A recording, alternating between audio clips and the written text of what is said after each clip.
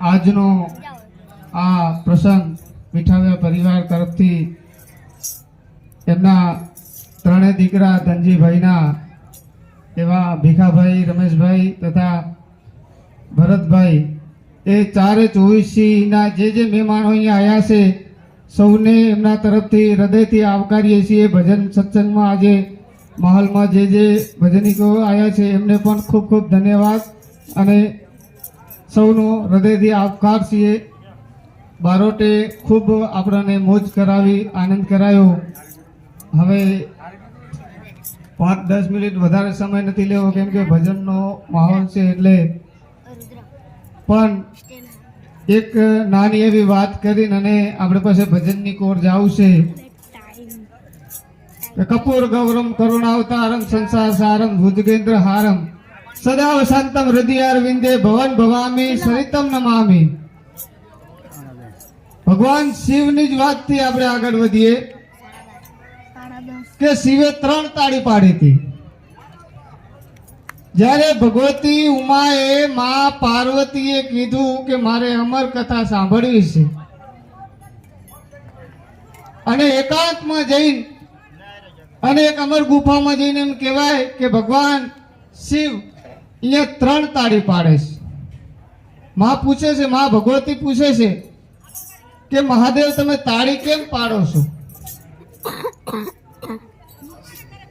કે દેવી આ કથા જો કોઈ સાંભળી જાય ને તો એ અમર થઈ જાય. અહીંયા એક પણ જીવ હાજર ન રહેવો જોઈએ. કેવલ ને કેવલ તમને એકને જ કથા સંભળાવીશ. એટલે પહેલી તાળી પાડી એટલે જે ઈંડા હતા એમાંથી બચ્ચા થયા અને પાંખો આવી અને ઉડી ગયા. અને બીજી તાળી પાડી એટલે જે ઈંડામાંથી સેવાણા થયા હતા એને પાંખો આવી ગઈ. અને છેલ્લી ત્રીજી તાળી જ્યારે ભગવાન મહાદેવે પાડીને સાહેબ ત્યારે જે પાંખો આવી હતી બધાય ઉડી ગયા. પણ ઘટના એવી ઘટે છે કે એક બગડેલું ઈંડું હતું એને પેલી તાળીએ પાંખ આવીશ, બીજી તાળીએ એ સેવાણું અને ત્રીજી તાળીએ એને પાંખ આવી પણ ઉડી ન શક્યું, ખાલી પાંખ આવી. અને આપણે બધા એ કથા જાણીએ જ છીએ. અને ભગવાન શિવ જ્યારે માં ઉમાને કથા સંભળાવે છે,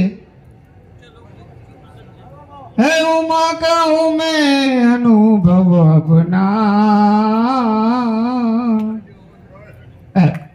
સત હરિ ભજન જગત સબ સપના. હે દેવી, હે ઉમા, ભગવાનનું સ્મરણ કરવું એ જ સાચું છે, બાકી આ જગત બધું ખોટું છે.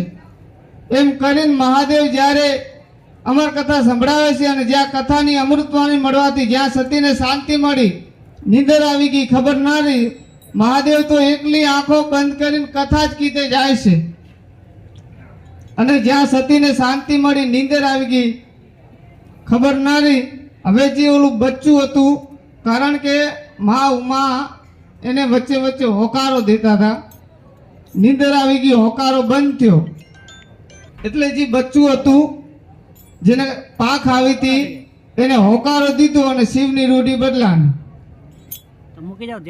ત્યાં એક પણ જીવને હું હાજર રહેવા નતો દેવાનો અને આ કયો એવો જીવ આવી ગયો અને ત્રિશુલ ને કહે છે જા હવે ગોત.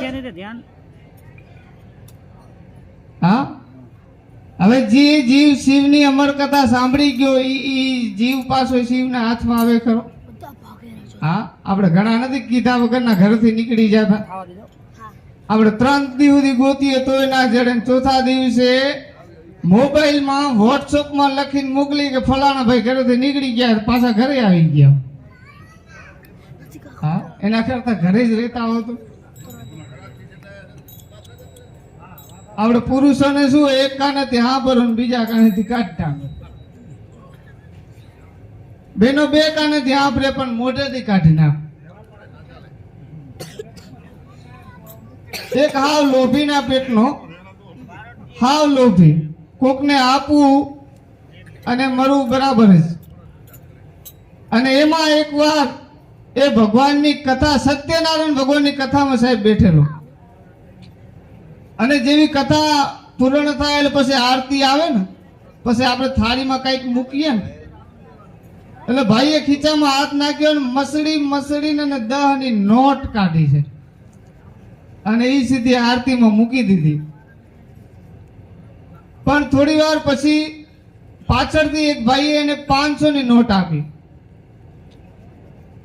એટલે એ ભાઈએ સીધી આરતીની થાળીમાં મૂકી દીધી.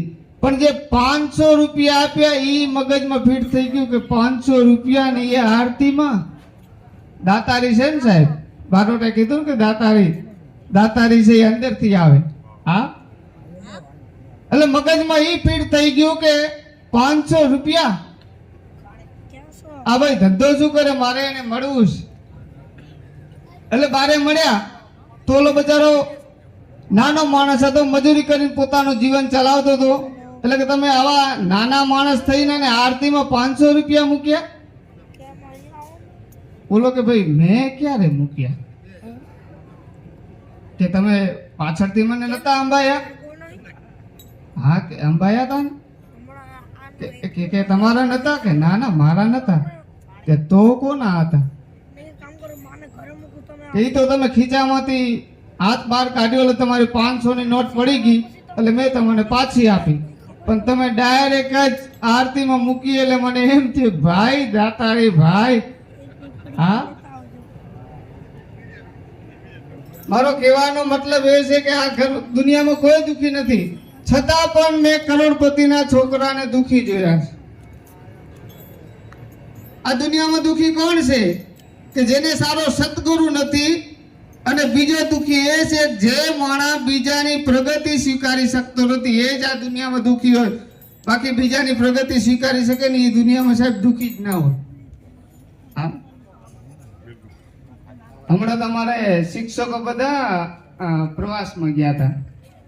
હમણાં દિવાળી વેકેશન ગયું ને, હલ્દી ઘાટી રાજસ્થાન.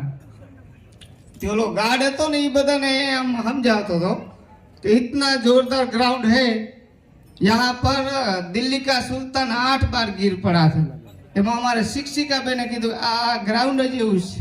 હું હાલતા 3-4 વાર પડી. હવે ક્યાં ઇતિહાસ ને ક્યાં તારીખ છે. હા, પણ એક નાની એવી વાત કરી અને પછી આપણે ભજનની કોર જાવું છે. ભજનનો દોર સોંપવો છે ભાઈઓને. ખૂબ તમને ભજન દ્વારા આનંદ કરાવે. પણ એક સંતની વાત કરી, બહુ ઝીણી વાત છે, વધારે સમય મારે નથી લેવો કેમ કે ભજન આ સત્સંગનો માહોલ છે અને બારોટે આપણને ખૂબ આનંદ કરાવી દીધા છે. એક સંત બાપુ બેઠા બેઠા માળા કરતા હતા. એમાં એક બાઈ આવીને પગે લાગી છે. વાત છે પણ કેટલું બધું સમાજમાં તમને મને એક નાનામાં નાનો માણસ, નાનામાં નાની ભારતની દીકરી રૂપક આપી જાય છે સાહેબ.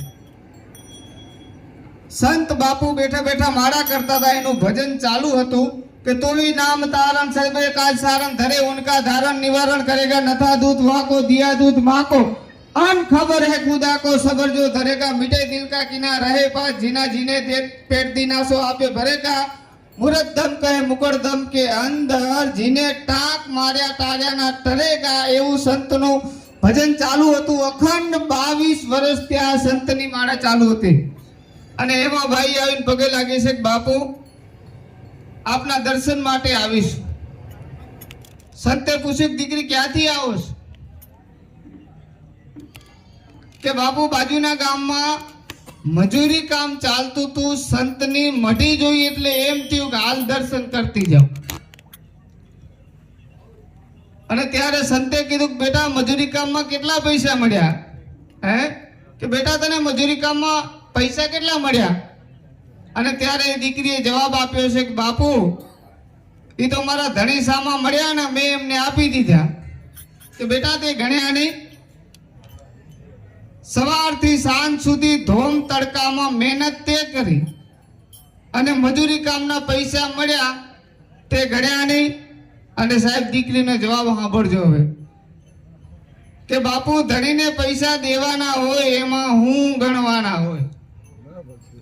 અને ત્યારે એક સોરઠના સંતે પોતાની માળાનો બેડખો નીચે મૂકી દીધો. બાજુમાં સેવકો બેઠા હતા કે બાપુ તમારી અખંડ 22 વર્ષથી આ માળા ચાલુ હતી, તમે નીચે કા મૂકી દીધી? અને ત્યારે એક સોરઠના સંતે ખાતરી આપી કે આ ભાઈ એના ધણીને પૈસા દેવામાં નો ગણતી હોય તો મારે મારા ધણીનું નામ લેવાની થોડી ગણતરી કરવાની. ઈશ્વરના નામનું સ્મરણ હોય, ભજન હોય, એની કોઈ દિવસ ગણતરી ન હોય. હા, એટલે વધારે સમય નથી લેવો. હવે ભજનનો દોર આપણે ભાઈને સોંપીએ. અસ્તુ, જય માતાજી. અરે જયરામભાઈ, અરે ટૂર કા ચાલુ છે, તારે ગાવું છે મને કે 9 વાગ્યા રેડી તો તું ગા એમ તો તારો વારો તું કાઢી લે. તું બેહી ગયો એટલે એમ સમજાય કે તારે મને ગમ. હાથ દેવાનો બે એને હાથ દેવો છે. ચાલો આપણે અહીંયા આવી ગયા. તાર ત્યાં જ બેઠો. બસ ને પછી બીજાને દિવસ એમ કેમ કહેવાય? એ હાલે બસ. તું બગાઈ લે બધું. કસન પટેલ રમતા તો આવી જાય બાજુ હાલો શામજીભાઈ આવો. સીટ બેસે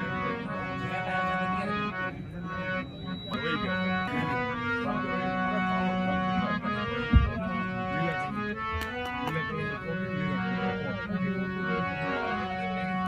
કાકા વેરા, ઓ કાકા વેરા, સતગુરુદેવ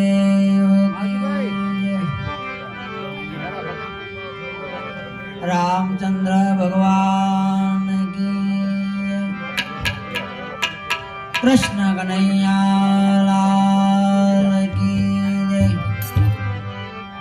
अपने अपने गुरु महाराज की, जग्या भौम की, नमः पार्वती पते हर हर महादेव.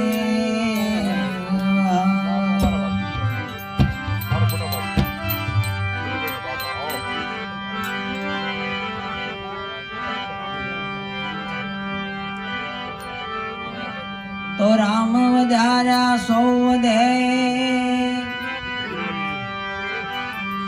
राम वधार्या सौ વધે,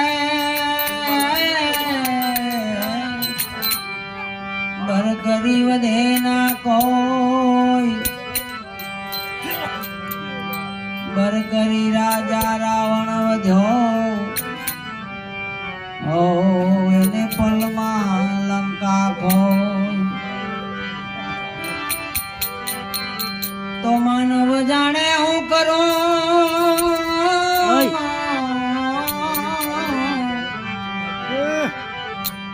એ માનવ જાણે આ બધું એ હું કરું, આમાં કરતલ દુજો કોઈ.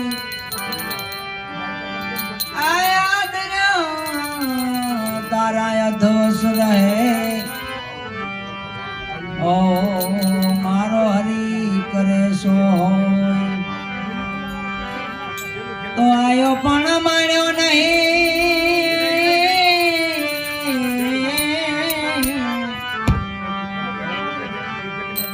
આયો પણ માન્યો નહીં. આવા મન ખાધે નો મરામ ભાઈ છે અનાજને કારણે. યાર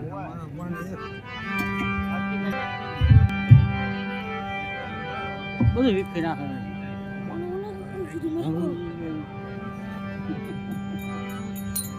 આયો પણ માન્યો નહીં,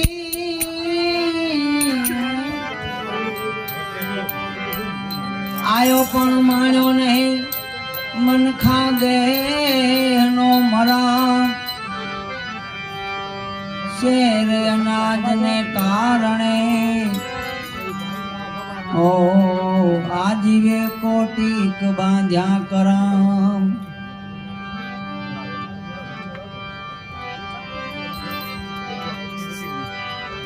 આયો પણ માન્યો નહીં. આ મનખા દેહનો મરમ, શેર અનાજને કારણે આ જીવે કોટીક બાંધ્યા કરામ.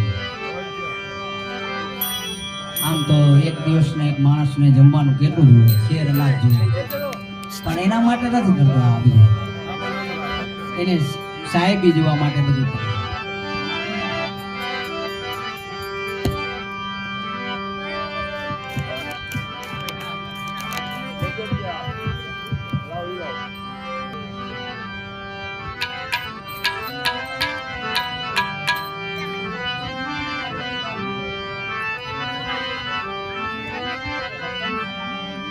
ઓ જીવ શાને ફરે છે એ ગુમાનમાં